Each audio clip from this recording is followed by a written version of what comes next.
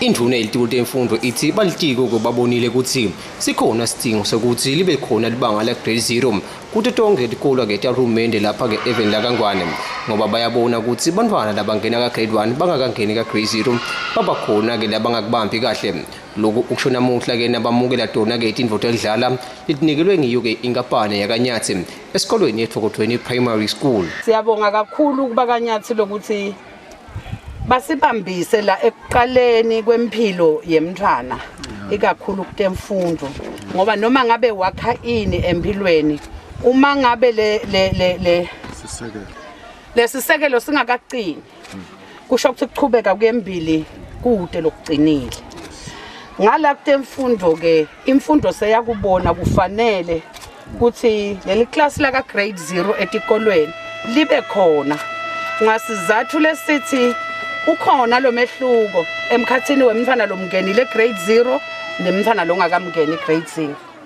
umntwana lomngenile grade 0 uyabamba lokho lafundziswa kona usheshe abambe ngoba so ujwayele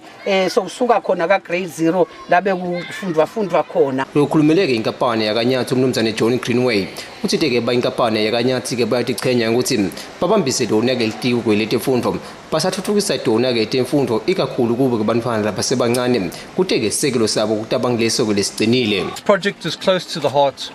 of the Nyati Construction Group CEO, Mr. John Hamilton, as this allows the organization to give back to communities by providing a great school foundation towards a better and brighter future. The Nyati Construction Group further pledges